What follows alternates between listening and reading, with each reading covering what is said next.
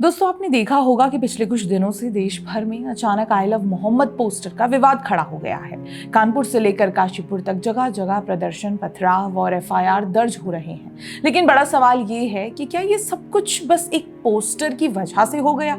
कहां से एकाएक ये पोस्टर उमड़ कर आ गए और ऐसे पोस्टर्स के साथ फोटो पोस्ट करने का कारण क्या है? आखिर किसने किससे कहा कि मोहम्मद साहब से कौन कौन प्यार करता है, वो पोस्टर पर लिख कर बताए।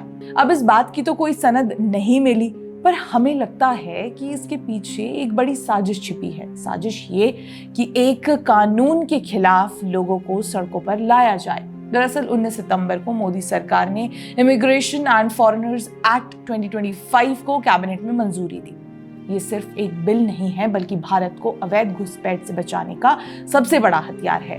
दोस्तों, आपको पता है कि पिछले 70-80 सालों से भारत जिन कानूनों पर निर्भर था, वो सब अंग्रेजों के जमाने के थे। 1920 का पासपोर्ट एक्ट, 1939 का रजिस्ट्रेशन ऑफ फॉरेनर्स एक्ट, 1946 का फॉरेनर्स एक्ट और 2000 का कैरियर्स लायबिलिटी एक्ट। ये सारे कानून इतने पुराने और कमजोर थे कि अवैध घुसपैठियों ने हमारे देश को खेल का मैदान बना दिया। लाखों की संख्या में लोग बिना पहचान, बिना दस्तावेज भारत आए, यहीं बस गए और धीरे धीरे हमारे संसाधनों, नौकरियों और यहाँ तक कि हमारी जनसंख्या संतुलन पर भी कब्जा कर लिया। लेकिन सरकार ने तय किया कि बस बहुत हुआ, अब बदलाव करना जरूरी हो गया है। अभी इसी वर्ष हमने ऑपरेशन सिंदूर के दौरान देखा कि तमाम पाकिस्तानी नागरिक दशकों से भारत में टिके हुए थे। ये कैसे हुआ होगा? इन्हीं कानूनों के लूप होल से ना। तो बदलाव के इस क्रम में सबसे पहले शुरू किया गया विदेशियों का पंजीकरण। पहले सिर्फ इतना था कि कोई भी विदेशी आकर अपनी मौजूदगी दर्ज करा दे, लेकिन अब ये जरूरी है कि भारत में कदम रखते ही हर विदेशी को रजिस्ट्रेशन करना होगा। अगर नहीं किया तो सीधा भारी जुर्माना और सजा। सोचिए, इतनी बड़ी समस्या थी ये। बांग्लादेश से आए लोग चुपचाप घुस आते हैं, फिर गायब हो जाते हैं और बाद में फर्जी आधार कार्ड और वोटर आईडी बनाकर भारतीय बन जाते हैं। 2024 में दिल्ली पुलिस ने ऐसा ही एक बड़ा रैकेट पकड़ा था। अब नया कानून इस पूरी चेन को तोड़ देता है। दूसरा, अब जिम्मेदारी सिर्फ सरकार की ही नहीं होगी। एयरलाइंस, जहाज कंपनियां, होटल, स्कूल और अस्पताल, सबको विदेशियों की जानकारी देनी होगी। मतलब कोई विदेशी अगर छोटे से होटल में भी ठहरेगा तो उसकी एंट्री सरकार की नजर में होगी। पहले यही सबसे बड़ा लूप होल था। लोग छोटे लॉन्ज या किराए के मकानों में छिप जाते थे और कोई नहीं पकड़ पाता था, लेकिन अब ये नामुमकिन है। तीसरा, सजा अब बेहद सख्त हो गई है। पहले सिर्फ 50,000 रुपए का जुर्माना और 5 साल तक की जेल का प्रावधान था। सोचिए, इतने हल्के कानून से कौन डरेगा? यही वजह है कि ओडिशा के भद्रक जिले जैसे इलाके में आज अवैध प्रवासी स्थानीय आबादी से ज्यादा हो गए हैं। अब नया कानून 5 लाख रुपए तक का जुर्माना और 5 साल तक की कठोर सजा तय करता है। ये साफ संदेश है कि भारत अब किसी का मुफ्त का घर नहीं है। चौथा बड़ा कदम है कि सख्त एग्जिट कंट्रोल।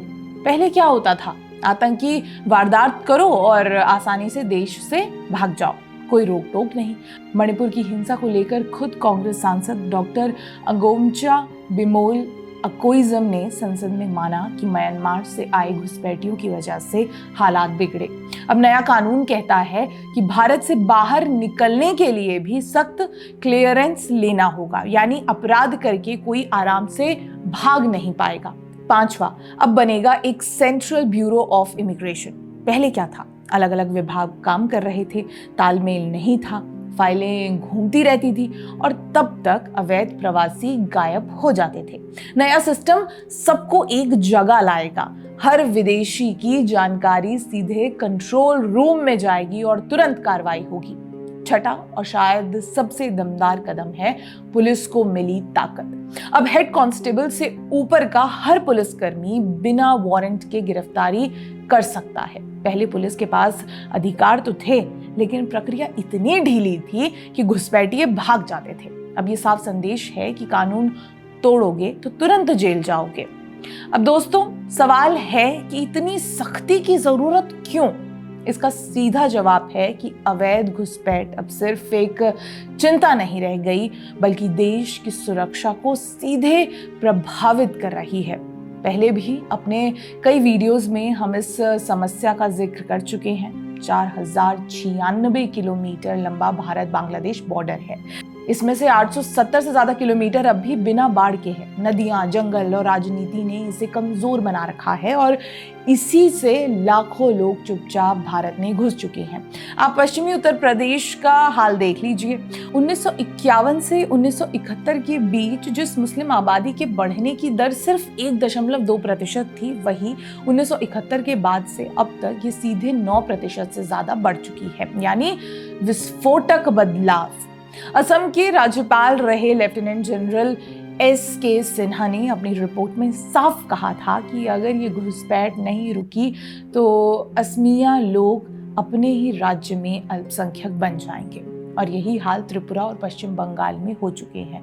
तो दोस्तों, ये जो ग्रेट रिप्लेसमेंट थ्योरी कही जाती है, ग्रेट रिप्लेसमेंट थ्योरी को यूं समझिए कि किसी एक विशेष क्षेत्र में वहां की स्थानीय आबादी को घुसपैठियों को बसाकर स्थानीय लोगों की जनसंख्या को सिस्टमैटिक ढंग से कम किया जाए।